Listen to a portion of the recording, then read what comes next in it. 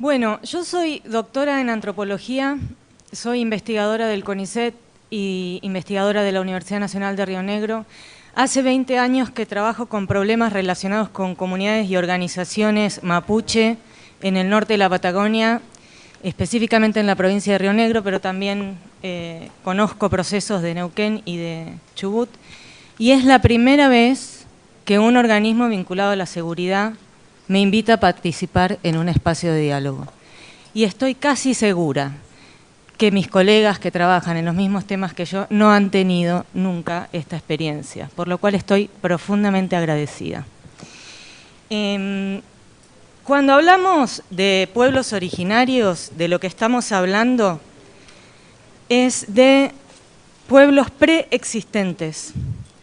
¿Qué significa que son pueblos preexistentes? Significa que son pueblos que eran soberanos en sus territorios antes de que el Estado Nacional se constituyera como tal. En el caso de la Patagonia, esos pueblos mantuvieron esa soberanía hasta fines del siglo XIX, y fue el Estado Nacional y no la colonia la que ocupó esos territorios.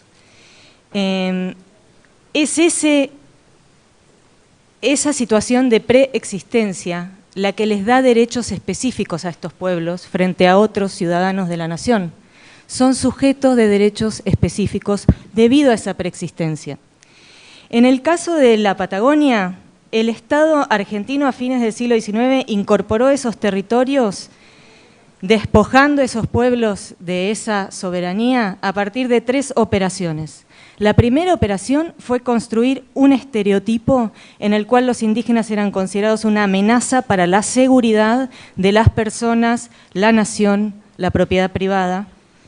A partir de ese momento se empezó a hablar de bárbaros cuya forma de vida debía desaparecer para asimilarse a la civilización. Desaparecer significa que su única posibilidad de integrarse a la nación era abandonar su identidad, abandonar su idioma, abandonar su forma de vida y sobre todo abandonar sus tierras.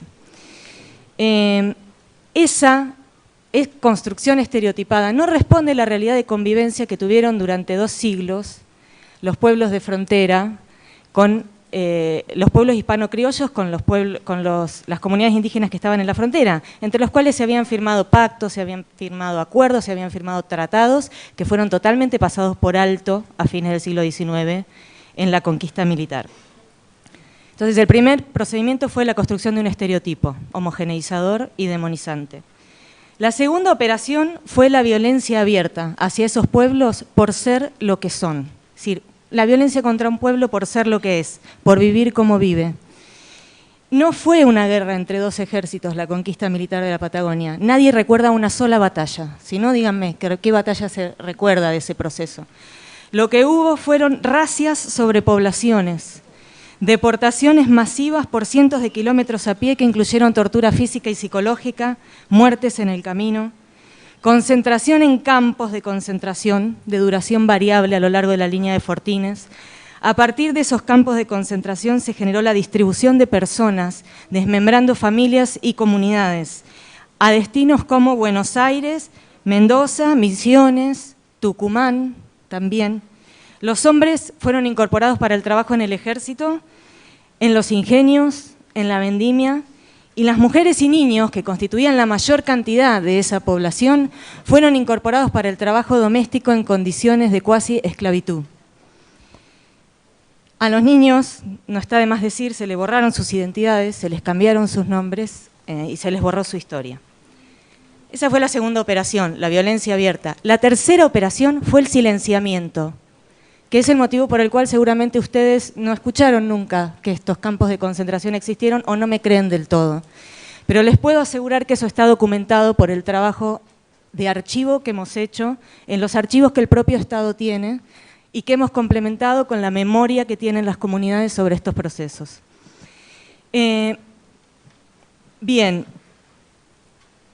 estas 3 operaciones suponen que lo que se produjo sobre este pueblo fue un daño. El Estado argentino consideró su dominio territorial sobre la base de un profundo daño a los pueblos preexistentes. Y ese daño es físico y psicológico, pero también es político, es social, es económico y es cultural, porque es el ataque a una forma de vida. A partir de ese daño se estructuró una nueva sociedad, sobre la base de que había ciudadanos deseables y colectivos sociales que no lo eran.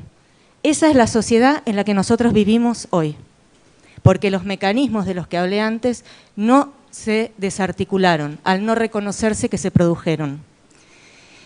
En base a esa lógica de ciudadanos deseables y colectivos sociales que no lo eran, se distribuyó la tierra, privilegiando la concentración de grandes capitales nacionales, fundamentalmente de familias patricias de Buenos Aires, y también de capitales extranjeros, por ejemplo, la Compañía de Tierras del Sur, que era de capitales ingleses, que hoy fue comprada por Benetton, ¿no?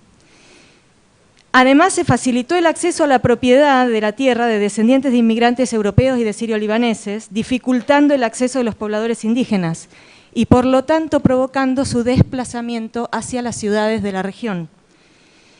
Es decir, que hoy los pueblos indígenas son los que alimentan los cordones de pobreza de todas las ciudades en Nor Patagonia. Los estereotipos construidos continúan vigentes en el sentido común y en la práctica de muchos organismos públicos. Se usan para legitimar como una lógica que estructura diagnósticos que luego habilitan la violencia abierta contra estos pueblos.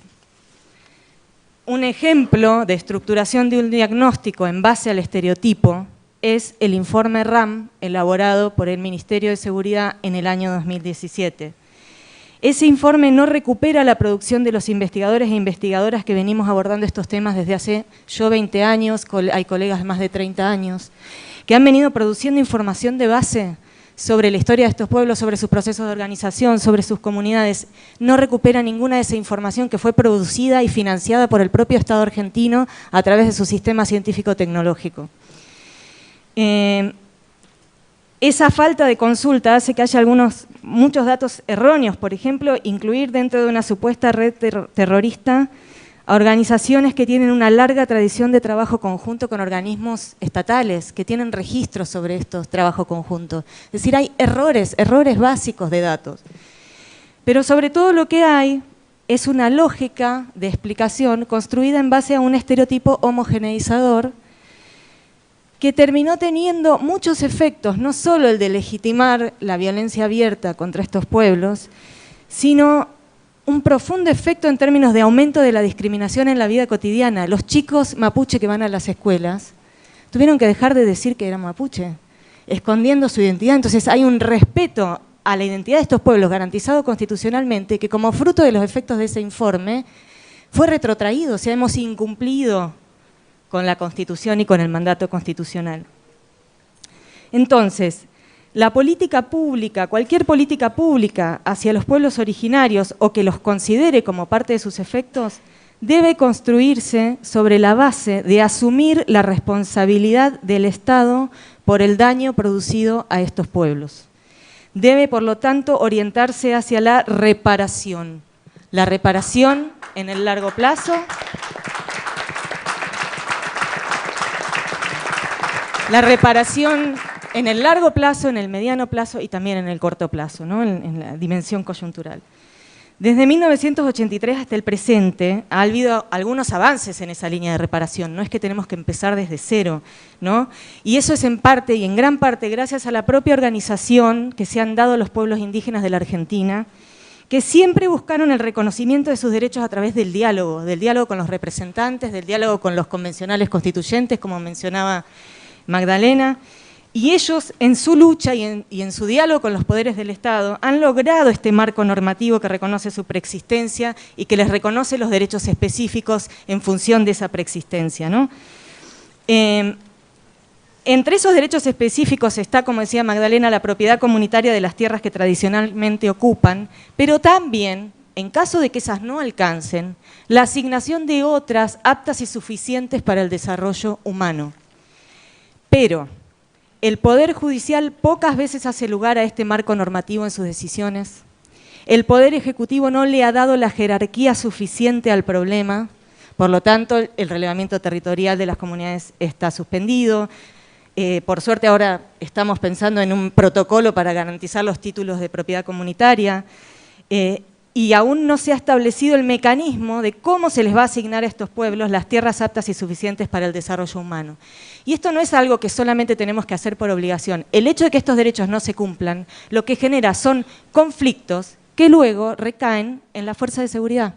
Es decir, hoy en día tenemos comunidades que siguen estando en una situación precaria de tenencia de la tierra, muchas.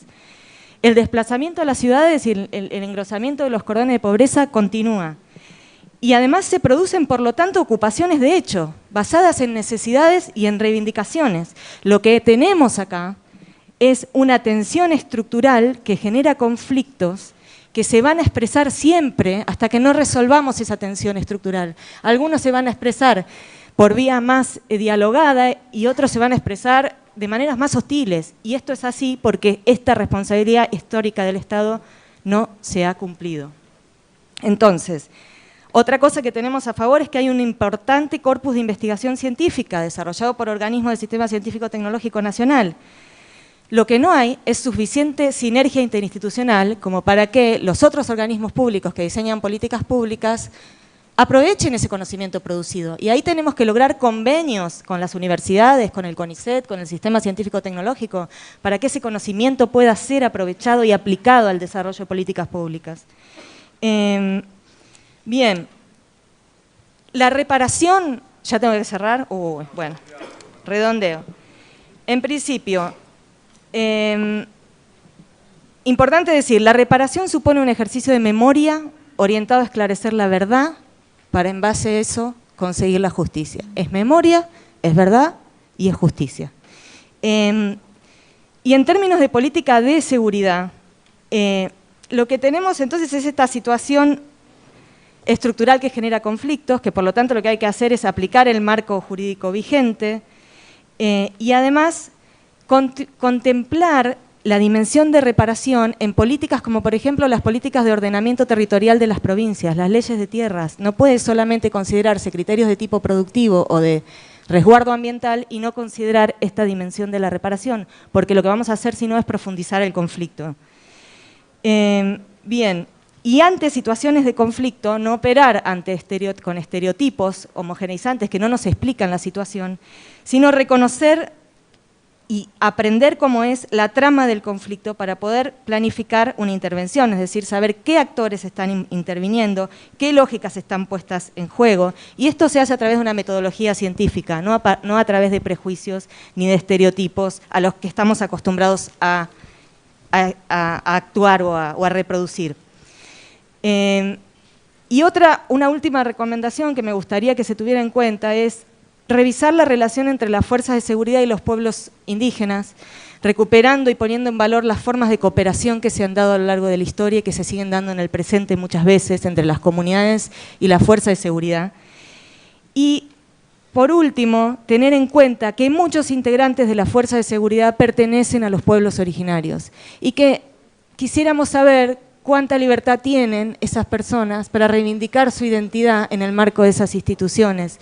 Y en ese sentido los llamo a revisar cuánta apertura estamos teniendo para garantizarles el derecho a la identidad. Sé que hay algunas experiencias en algunas provincias y en todo caso habría que verlas, estudiarlas y reflexionar en torno a ellas. Perdón.